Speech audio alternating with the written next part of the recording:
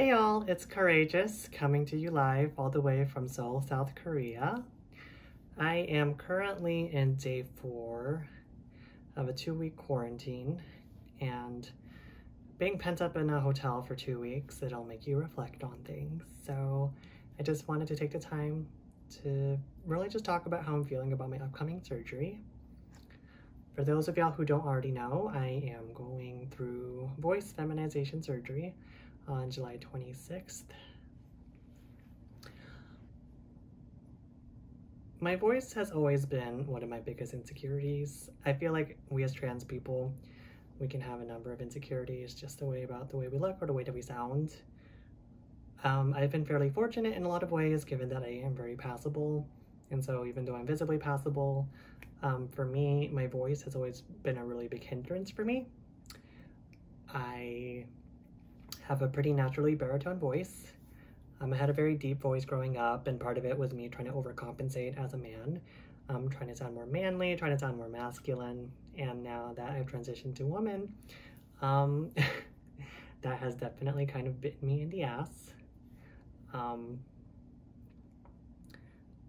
do have a fair amount of passing privilege, but for me, my voice has always been kind of just that big dead giveaway, that has outed me as trans in public spaces. I have been subject to violence just by opening my mouth in public, and a lot of times that makes me feel very unsafe. It makes me feel very insecure and very fearful. I feel like my voice has really held me back in a lot of ways. You might not know this, or you may not see it, because obviously you're just looking at me through a social media platform. And on social media and even in my comedy work, I come off as a very strong persona. But in real life, a lot of times I can be very soft-spoken. I don't really speak up to the point where actually in my everyday life, I don't really talk in public spaces if I don't have to. I have really gone out of my way really just to not have to really use my voice, just because it is something that I'm very insecure about. And just the visceral reaction people have towards me whenever they do hear my voice, that kind of oh shit moment, when I get clocked. It is very disparaging for me as a woman, just this kind of dissonance between me and how I see myself and how I identify and how the world perceives me. A lot of times people find it really surprising to hear that I do get sir and mister sometimes. With the help of voice therapy, it is something that I do get less now, also with the help of hormones. But there are still times where people do misgender me. I still get sir on the phone sometimes, which is really disparaging and really damaging to just kind of like my self-concept and how I see myself. But in order just to survive, I've really just kind of acclimated to just not really having to use my voice or finding other creative methods in order to not have to speak. I've learned sign language. I remember one time I was in Thailand and I accidentally signed to someone who knew sign language, saying that I didn't know sign language, so that kind of bit me in the ass. Don't really talk in public. Sometimes I make my friends talk on my behalf. When I'm out in a nightclub setting, I've adapted the name Amy because it's the easiest name to mouth. And it really just goes to show the amount of effort I've put to just not really having to use my instrument, just with this kind of anxiety of just being perceived as trans or, just being misgendered. And for a lot of people, they might find it very surprising. And, I think that we live in a bubble. For people who see me as me, thank you to the world. But there is a world out there of people who don't see me as I see myself. There's so many, so many friends who tell me, you're great, your voice is already great, you already have a feminine voice, and that's really flattering and all, but that's just, it just hasn't been my experience all the time. As I've said, I've been subject to violence and I've been attacked in public simply for opening my mouth, and, traumatic experiences like that will definitely scare you into silence, and that's just not a way that I want to live my life if I don't have to. I remember one time I was shopping at Target, and this always happens with customer service.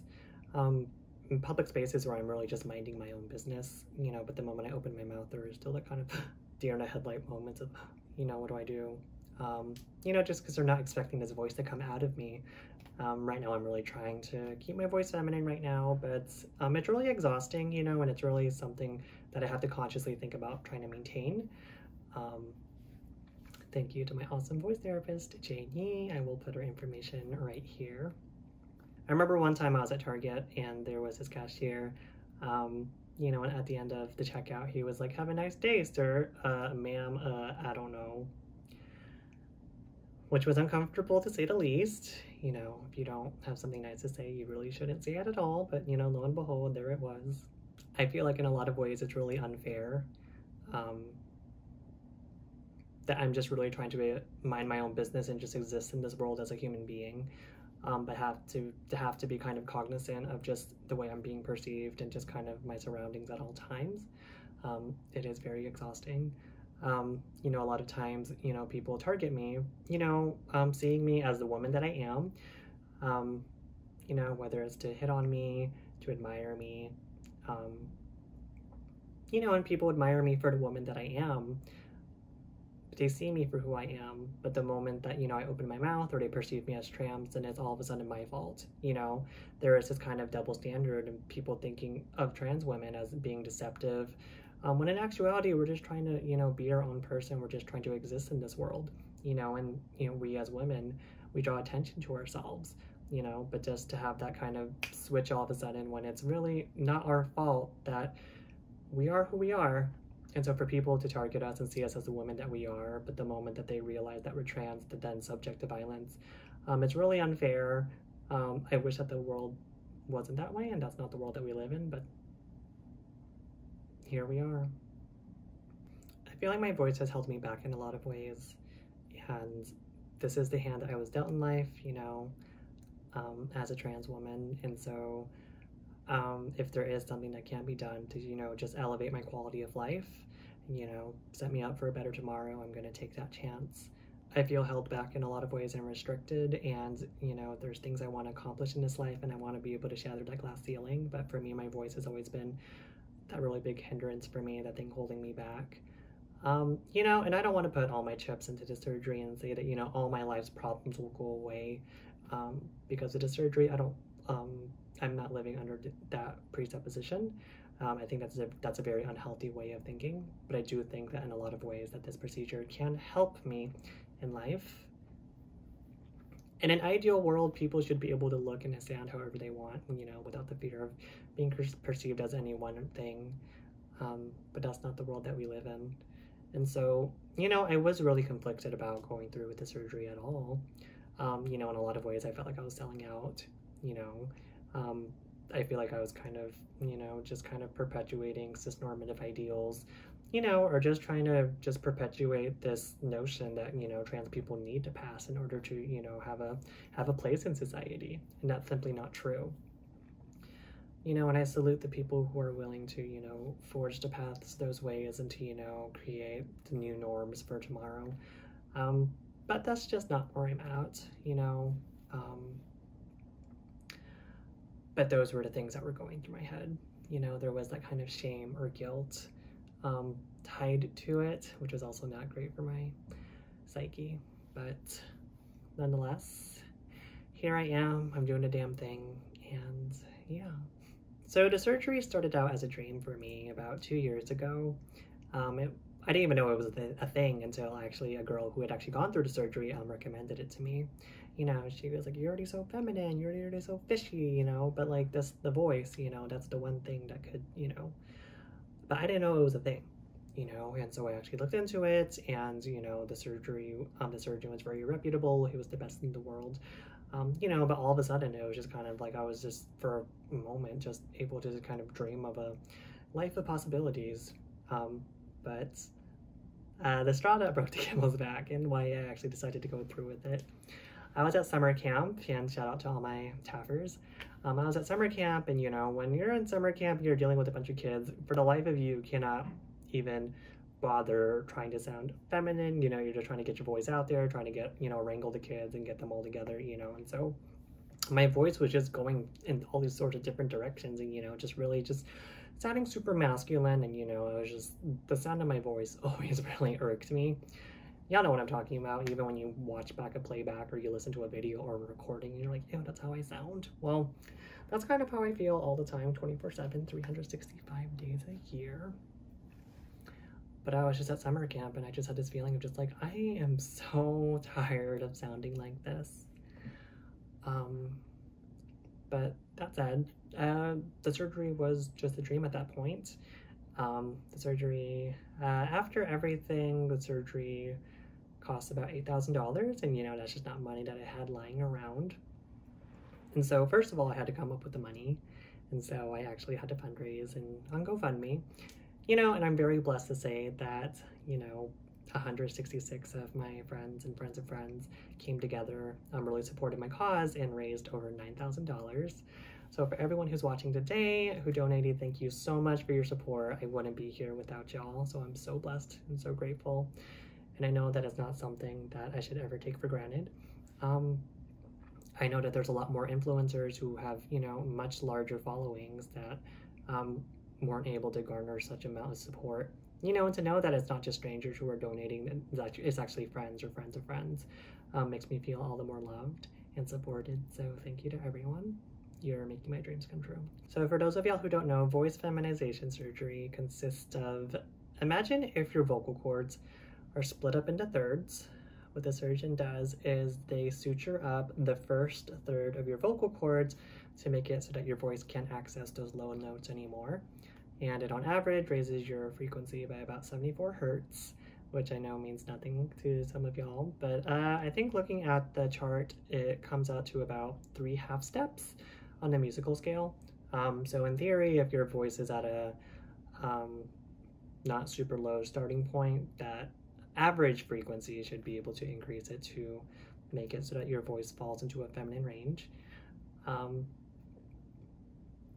After the surgery, I won't be able to have tubes larger than a certain size go down my throat if I were to be intubated for future surgeries or anesthesias. So that is a piece of it. Don't really know what that means, but it is something to note. So the critical recovery period is about 2 months. For the first 7 days, you're supposed to have complete total silence. And then for the next 3 weeks, you're only allowed 1 to 2 words a day, but it is recommended that you stay silent for the entire month. And then after the first month of silence, then for the second month, you can have short conversations, but you're not able to whisper, yell, have long conversations till after that. But actually, the recovery takes over the course of a year. Yeah. So when your voice first comes out of surgery, it's not going to be the final product by any means. The results aren't guaranteed. But I am going to the best in the world, so I do have a fair amount of confidence, you know, but it's scary thinking about not being able to talk or clear your throat or cough for an entire month. I'm someone who has a vocal tick of clearing my throat a lot, and I've finally gotten that out of the way, but just even this kind of fear of not being able to get sick during that time, especially amidst a global pandemic. So much fun! So I was actually supposed to have gone through surgery in April 2020, but then Miss Rona had to come and fuck everything up. So that got postponed to September 2020, and then ultimately got pushed back until July 2021. So actually I was supposed to be 25 at the time of my original surgery date, but looking back at it, I don't know how I would have done it. You know, I think I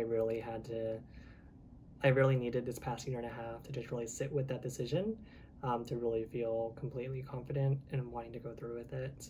You know, and I think that sometimes you just need to trust life's timing. So despite all the woes and toils that came with COVID, in a lot of ways it was a blessing, just to really give me that time to just really secure myself in my decision.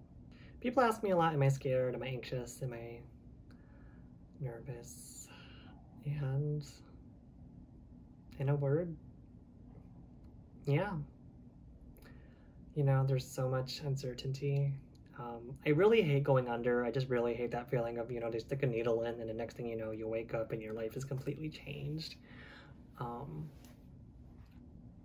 I am fully vaccinated, you know, and I'm very thankful for that. But, you know, the reality is that we're still in a global pandemic and COVID is ramping up here in Korea. Just my luck. You know, and so even with the vaccine, which is something that I was waiting for in order to get the surgery, I'm not still fully protected from COVID, you know, and because it's a surgery that involves the vocal cords and the throat in general, it's a very vulnerable position, regardless of whether you're going through a surgery or not. And the fact that I am going through a surgery just makes it all the more nerve-wracking.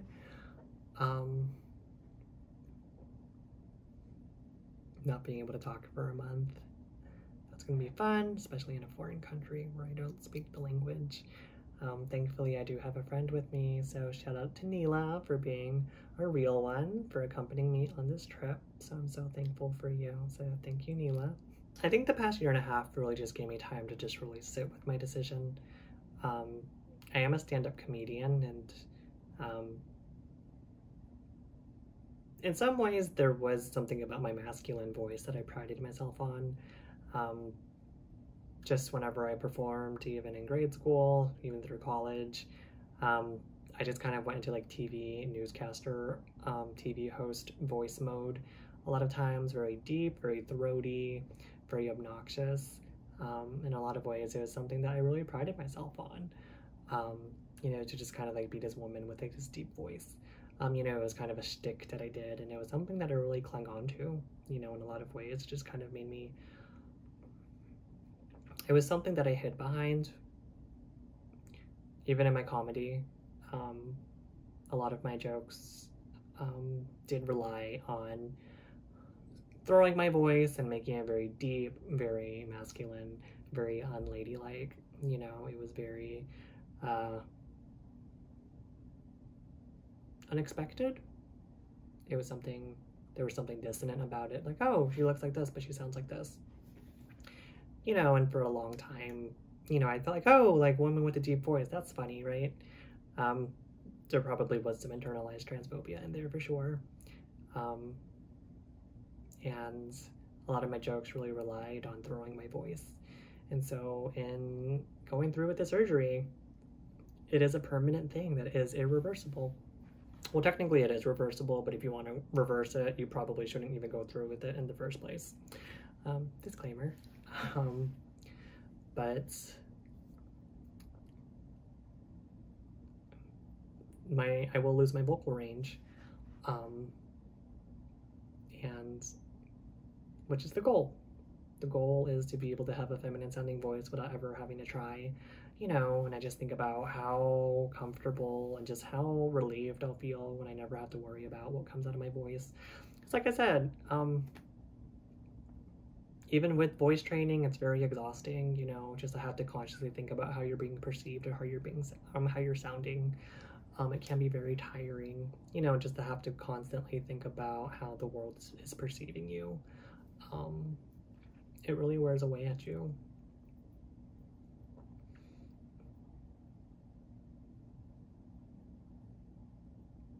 I think in recent months leading up to the surgery, you know, when I was kind of just mourning and just kind of saying goodbye to my old voice, because, you know, as much as it has caused me distress, it's also the only voice that I've ever known.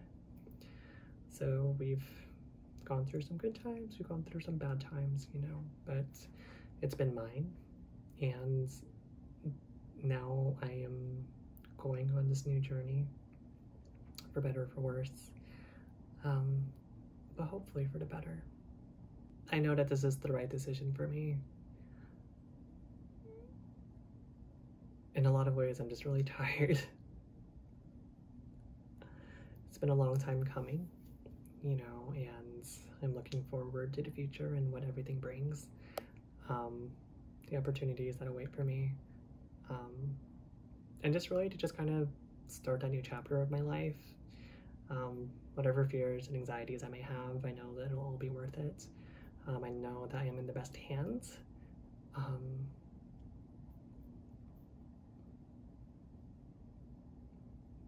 It'll be good. I'm excited. Thanks everyone for watching. I'll be documenting the whole process, so follow me along for the journey. Until next time, keep courage, y'all. Bye.